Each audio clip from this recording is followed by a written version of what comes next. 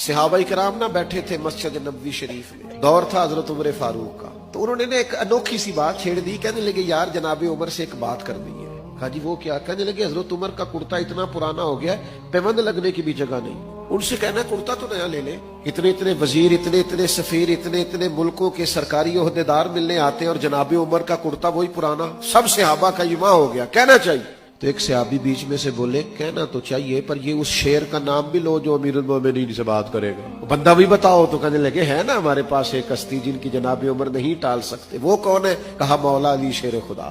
حضرت علی کو بلایا اور اپنا مدعا بیان کیا کہ حضرت اتنے ملکوں کے وزیر سفیر لوگ آتے ہیں، ہماری خواہش ہے کرتا بدل لیں، اور پھر اسلام پر اب تو فتوحات ہے، اگر ایک کرتا نیا لے لے تو حرج کیا ہے؟ حضرت علی کہنے لگے بالکل ٹھیک کہتے ہو، کہنا چاہیے۔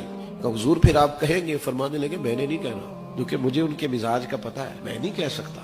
کہا جناب بات درست ہے تو آپ کریں۔ فرمانے لگے تمہیں جگہ نہ بتاؤں جہاں سے بات کہلاؤ گے تو عمر ٹالیں گے نہیں؟ کہا وہ کون سی؟ کہنے لگے سیدہ عائشہ صدیقہ سے کہیں، وہ ماں کا درجہ رکھتی ہیں نا مومنوں کے لیے، تو سیدہ پاک رضی اللہ تعالیٰ عنہ جب فرمائیں گی تو عمر ٹالیں گے نہیں۔ یہ بات سیدہ عائشہ کی خدمت میں عرض کی گئی، انہوں نے امیر المومنین کو پیغام بھیجا، جناب عمر نے 1 منٹ نہیں لگایا، دوڑے آئے، حضور کے گھر سے پیغام آیا، اما جی میں حاضر ہوں، میرے لیے حکم ہو۔ تو جناب عائشہ صدیقہ رضی اللہ تعالیٰ عنہ فرمانے لگی امیر المومنین صحابہ کا کہنا یہ ہے کہ کرتا بہت پرانا ہو گیا ہے، اب تو پیوند لگنے کی جگہ بھی نہیں رہی، حرج کیا ہے؟ اسلام منع نہیں کرتا، آپ یہ کرتا بدل لیں۔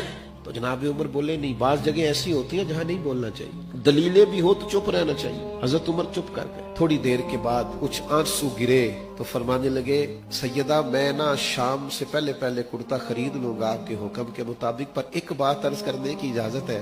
کہا کیجئے۔ تو جناب عمر فرمانے لگے یہ جو میرا لباس ہے نا، حضور کے زمانے میں بھی اسی طرح میں رہتا تھا، دل کرتا ہے اسی طرح رہوں جو حال حضور کے زمانے میں تھا۔ جس زمانے میں حضور نے ظاہری طور پہ ہمیں چھوڑا، ہم اس سے آگے پیچھے نہیں ہونا چاہتے، اگر ہمیں وہی رکھا جائے حضور کی سنت پر، باقی آپ حکم کریں میں کرتا بدل لوں گا۔ اب حضرت عائشہ صدیقہ کی کوئی آواز نہیں آئی، بس ان کے رونے کی آواز آئی، اور فرمانے لگی عمر جو صحابہ نے کہا وہ بھی ٹھیک تھا، پر جو آپ کہہ رہے ہیں وہ تو بالکل ہی ٹھیک ہے، آپ جائیے جس حال میں آپ خوش ہیں وہ کام کی، نبی کریم کو سب کچھ سمجھو گے تو یہ جو دوڑ لگ گئی ہے نا زندگی میں ہماری، پیسہ ہی کمانا ہے، کرو جائز پیسہ کمانا حرج نہیں، لیکن جس طرح ہم پھر اس کو اپنی خواہشات کی بھیٹ چڑھاتے ہیں، جس طرح سے فیشن کی نظر کرتے ہیں، غریب تو ویسے ہی رہ جاتے سسکتے ہوئے، اور ہم کھانا کھا کے بھی فاسٹ فوڈ منگا رہے ہوتے ہیں۔ کیوں؟